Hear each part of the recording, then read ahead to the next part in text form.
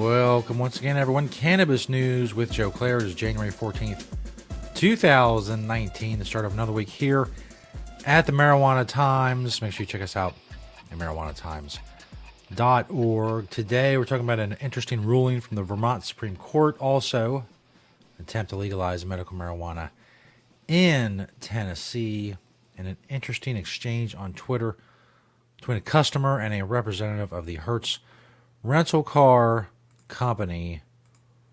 All of that interesting stuff coming up. But first, of course, cannabis news is brought to you by Natureside, nature-side.com, and their organic, all-natural pesticides. If you're a cannabis grower in a state where it's legal, grow safe and poison-free, don't use harmful chemicals, don't use banned pesticides. Get organic, all-natural pesticides from Natureside, nature-side.com. Site is spelled CIDE, a proud sponsor of Cannabis News. This first story by Julia Granowitz and marijuanatimes.org. Vermont Supreme Court says the scent of marijuana is not grounds for search and seizure. The Vermont Supreme Court reached a unanimous decision is that the smell of marijuana is not grounds for search and seizure. According to Aaliyah Ernst, the ACLU attorney who argued the case, said, quote, police have had enormous discretion to stop and search motorists, including for erroneous or pretextual reasons and on the basis of implicit or explicit bias. In ruling that police can be liable for such acts, this decision sends a clear message. No one is above the law, and if police make bad stops, they can and will be held accountable. Basically, Gregory Zullo was pulled over a couple years ago because snow was covering the registration sticker on his license plate, which is not a traffic violation. His vehicle was then seized by State Trooper Lewis Hatch, who justified the search and seizure by claiming to have smelled marijuana. In Vermont, neither the license plate issue nor the marijuana are illegal, so Zulu sued in court, and the court ruled in his favor. Originally, the state court had dismissed the lawsuit, claiming the officer was immune from being sued. However, the state high court reinstated the case, deciding that officers could be sued for discriminatory searches and seizures in violation of the Vermont Constitution. Obviously, this doesn't, change things for other states, but it changes things in Vermont, or at least it sets a precedent in Vermont. It really becomes a trend in decisions like this across the country. There have been other decisions where the smell of marijuana has been ruled by a court to not be enough for a search for a probable cause. So, like I said, hopefully the trend continues that the smell of marijuana, or really, we can get right down to brass tacks, the claim of the smell of marijuana. How can a cop prove they smelled marijuana unless he finds the marijuana? If there's no marijuana, then, well, it's him saying I smelled it, which could be used as a pretext for anything. One of the many reasons it shouldn't be a big deal. And having the smell of marijuana on you or in your car shouldn't be a crime. It's ridiculous. It's ridiculous that I even have to explain that. If you just look at it objectively, that's crazy. Your clothes smell like marijuana, therefore, get out of the car. We got problems. You're in violation of this made-up rule that some people who are all long dead came up with.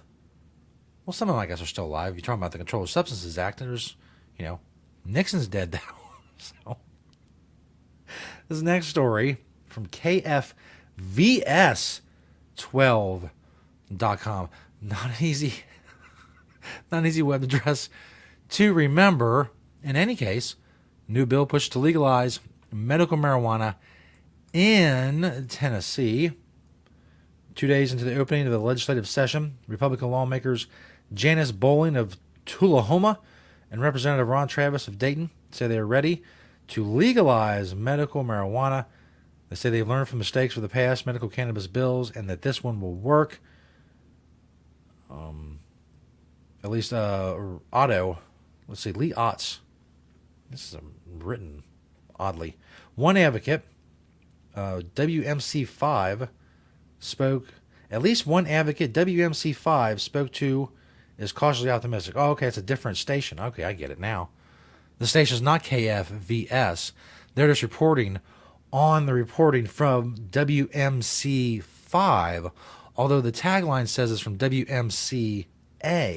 Maybe that 5 is supposed to be an A? I don't... Well, this is really derailed. my coverage of this story. It doesn't matter. I got caught up. It doesn't matter who's reporting on it. You can figure it out for yourself. I have the link in the description of this video, as I do for every story that I talk about. Why I got hung up on the 3 different sources, apparently, of this information. It's odd, but it's not a reason enough to bring the whole show to a grinding halt. Anyway, Lee Otts, he loves medical marijuana. He said, quote, "Oh yeah, I love the idea of medical marijuana bills." He's long been an advocate of reforming marijuana laws in the state. Otts said the announcement that Bowling and Travis are sponsoring legislation this session to legalize medical marijuana is certainly exciting news, and I'm glad more and more Republicans are doing it, which is in the case of a lot of states. Oddly enough, Republicans are leading the charge. The same thing really for medical marijuana in Kentucky. It's Republicans who are in the lead now on that issue. This last story comes from marijuanamoment.com. Hertz rep expertly dismisses Twitter complaint about rental car smelling like marijuana. And I have the tweets here for your perusal.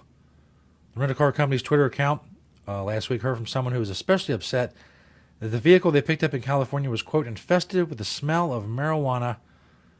The person behind the Hertz account, who identified themselves as JG, apologized to the dissatisfied customer and recommended reaching out to his roadside assistance line for an exchange. Here is the tweet. Let me bring the tweet up for you to read along. Larry and Lee, too, on Twitter said, "Horrible situation with renting with Hertz today. We were in California and went to the 5-star section, grabbed a car, loaded all of our gear, and headed out. The car smelled odd, but we were busy getting our location until we realized that our car is infested with the smell of marijuana." I like how he left the cliffhanger to the end. You're like, what's he getting to? And then bam, he hits you with it.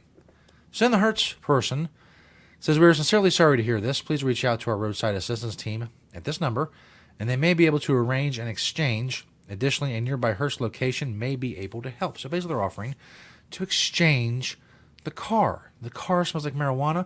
Obviously, people who don't want to smell marijuana, that's a problem. So they can exchange the car. But no, that was not the end. Larry and Lee continued. "I did reach out to your roadside assistants, and they told me that the car was drivable and he could not do anything for me, and his suggestion was for me to have it towed at my expense. Does that sound reasonable to you? Is Hertz really okay with me driving a drug-infested car?" First of all, it seems if the Hertz person that they talked to on the phone said that, that's nuts. If the car reeks of anything, if the car reeks of anything that the person doesn't like, Hertz just say, "Look, we'll just give you another car." It's not. Hertz has lots of cars. They got lots of cars. That's what they do. They rent cars. There's no shortage of Hertz rental cars. So first of all, I don't really believe that the person said that, but if they did, they are wrong. What Larry and Lee expects the guy on Twitter to do about it, I'm not sure.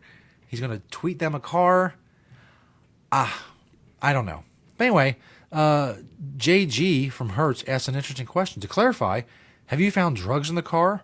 Are you in immediate danger? Now, this one I can imagine someone at Hertz headquarters on the Twitter, they're kind of chuckling a little bit because this person is, they're mad and they have reason to be mad, and you don't want your car to smell like anything, especially something that's illegal that may cause problems for you down the road, all it is in California.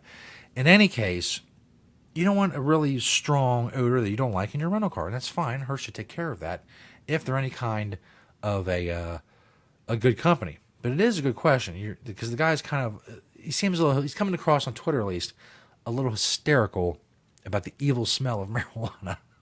So they asked me if you found drugs in the car, which is an obvious question, and are you in immediate danger, which is a kind of a sarcastic asshole-y question.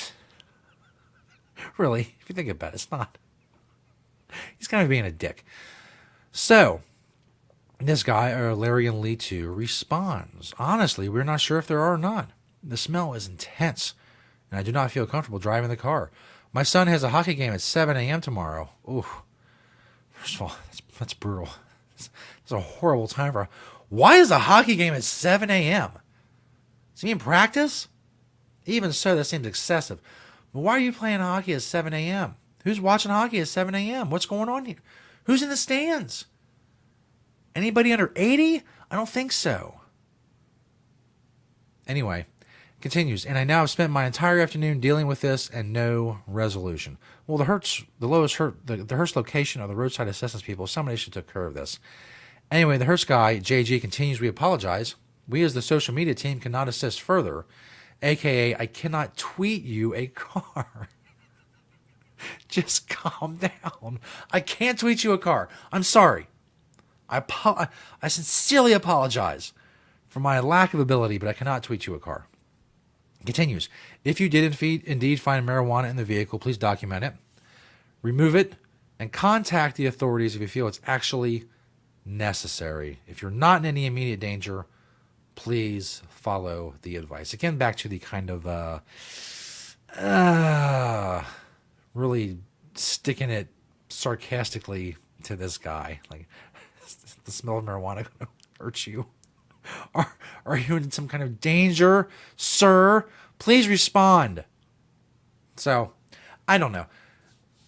It's an interesting exchange. I have to say, I mean, if the guy is telling the truth, then yeah, despite, his odd... I really can't even call it an odd reaction to the smell of cannabis. If it's a really strong smell, and if you don't smoke cannabis, if you're not use cannabis, you're not a cannabis consumer, and there's a really intense, strong smell of it in an enclosed space, it's aggravating. Especially if you don't like the smell. It's aggravating. Hertz should take care of that. But the Hertz guy, he's sitting there on Twitter all day. I mean, what else has he got to do? So he's getting little jabs in it. Larry and Lee, too. That's just the way things go. That's the way Hertz rolls. That's the way Hertz rolls. In any case, this has been Cannabis News. By the way, get the swag, make cannabis great again.com, marijuanatimes.org, of course. Search the Marijuana Times on Apple Podcasts for the audio-only version of the show. Click the video tab at marijuanatimes.org to find the show that way as well. Thank you for watching and listening and commenting and sharing and liking the videos and all that stuff. And we'll see you next time right here on Cannabis News.